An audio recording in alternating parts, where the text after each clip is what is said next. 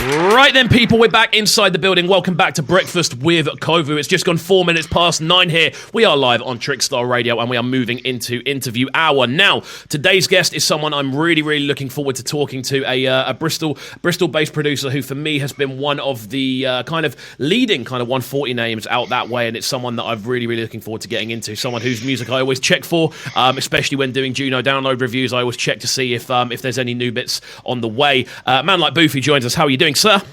Yeah, not too bad, my guy. Just living straight off the coffee today. How you doing? Good to hear, man. Yeah, exactly the same, bro. I won't lie. I'm a little bit tired today, but, you know, we move. Yeah, we're all rusty, but it's fine. It's all good. That's what we like to hear. Okay, cool, man. Well, first of all, thanks for coming on the show. As I was saying in the intro, this is definitely one that I've been looking forward to doing.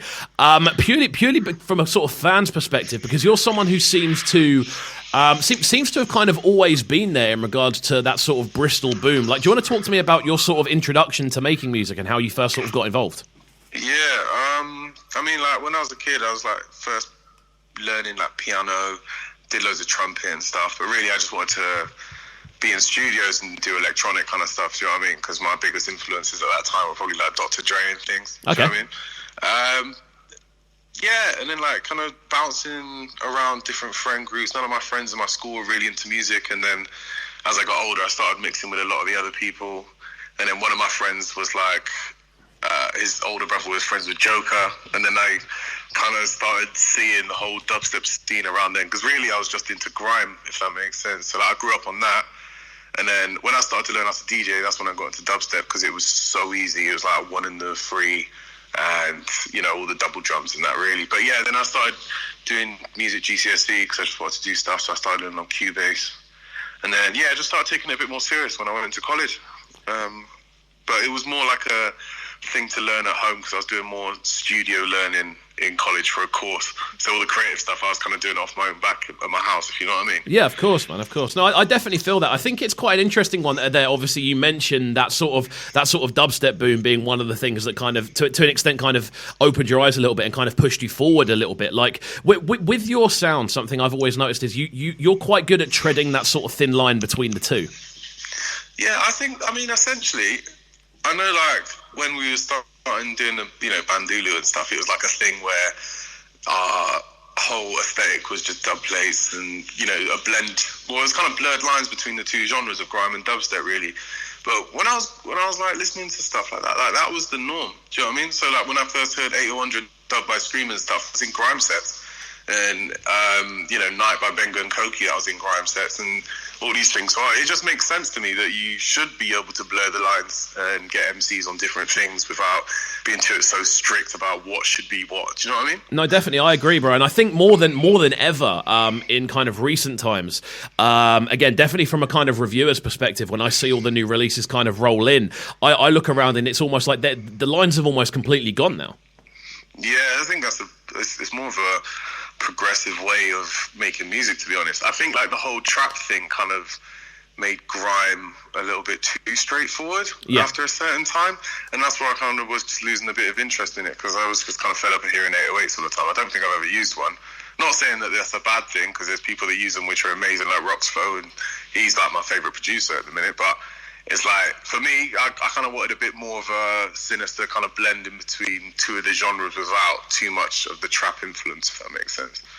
Yeah, no, that does, man. I think something else you mentioned there as well is obviously on the sort of come up in regards to Bandulu being very much that sort of blend of the two sort of sounds. Do you want to talk to me about Bandulu as well?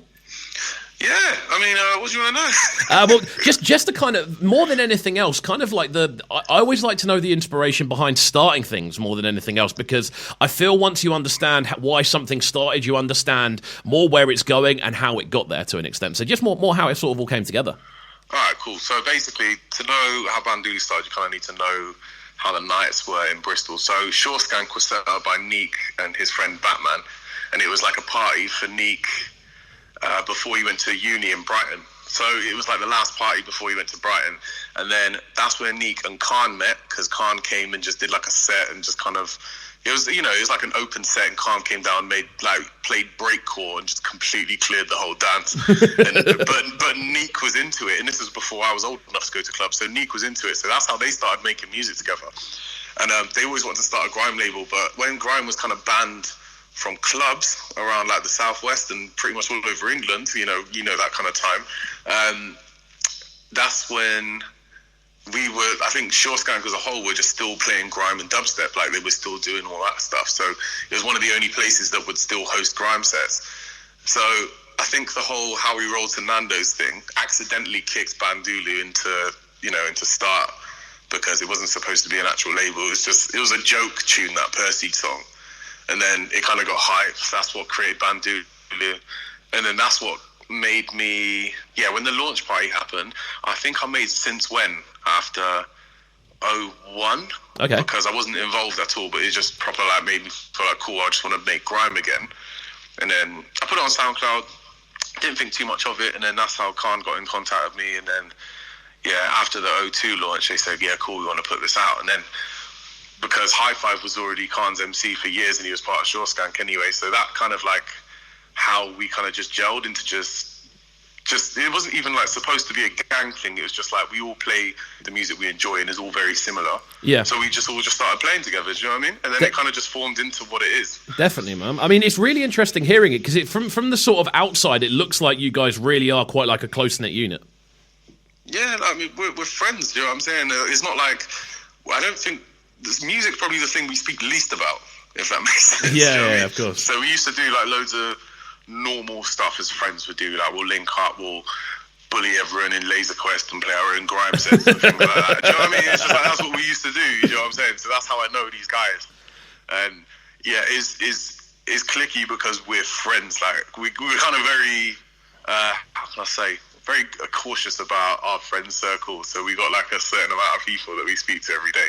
Not like in a weird way, but that's just our friendship groups that we hardly speak music with, but our just happens to be artists at the same time. That kind of makes sense though, because I feel almost if you're all involved in the same thing, I feel there's a lot of things that don't even need to be said to an extent, if that makes sense. Yeah, that's it. We're all on the same vibe, so anything comes up, say, we think this is a good idea to do this, or do someone a favor, or whatever. We're all on the same page because we all know the same people. Do you know what I mean? Definitely. And then that's kind of how it grew, because I feel like if you're just bouncing around people with good energy, that's how things kind of go a bit further anyway, instead of trying to force a click or something. Definitely. No, I completely agree, man. And as I said, from the outside, it's been a really kind of joyous thing to watch as the releases kind of roll out, and more than anything else, we just see the sort of evolution of music that sort of friendship is likely to bring. What we're going to do next is we're going to move forward with this sort of the layout of this one, and we're going to get into one of the first tunes of the day. We opened up with Your Shed's Too Big, which, by the way, is one of my favourite names for a tune that I've ever actually seen. It's just hating on gardeners, really. They have too much big sheds, you know what I mean? So, what is. And then hate mail. And then following that, we're going to get into this one, which is your remix of Imhotep. So talk to me about this one.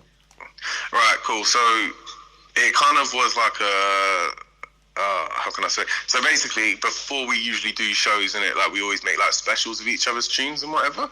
So this was just like another thing that I was just making. Like I was just making something in triplets, and then because Imhotep was just like a dub for years, I just thought, right, cool, let me just sample just the one note out of it, because I've already remade everything else, and I just thought, cool. Anyway, so I sent it to Khan, and because he gets so many messages, he didn't really listen to it or whatever, I don't think, anyway. So I was just playing it out, and then sent it to a few people, which is like really close knit, so like Bengal and whatever. And then he heard me play it again, Khan, because he missed the message, because he's busy. Anyway, and then he asked for it, and then he just started playing that himself. And then I think that's when Viv asked if you can release both. And then Khan was like, we just got to get both of them involved on the same thing, because he really likes to remix. I didn't really think too much of it. It was just kind of like a fun thing to remake, do you know what I mean? Because I love that song. Okay, cool. Yeah. Really interesting, man. I mean, that whole thing of kind of remaking each other's tunes and doing specials for each other, that sort of whole I mean, to an extent, it almost descends directly from System Culture, which I'm assuming is still like quite a prominent thing up in Bristol. Yeah, so I mean, with the COVID thing, probably not right now, but yeah, it was like when we were still cutting dub plates, we just surprise each other with versions of each other's songs, innit? So it would make the whole night seem a bit more exciting and a bit more fun. So that was the whole thing, like, you know, we're doing dub plates, let's make dub plates, do you know what I'm saying? Definitely, man. No, I completely agree. And it's that thing that adds that level of excitement. It keeps it non-repetitive. It keeps it kind of growing and unpredictable, which is something I absolutely I love to watch from both a fan's perspective and kind of get involved with as well. So we're going to get into this one now. This is the Boofy remix of Imhotep, of course, originally by Boofy. So we're going to get into it. Just gone 14 minutes past 9. We're live on Trickstar Radio.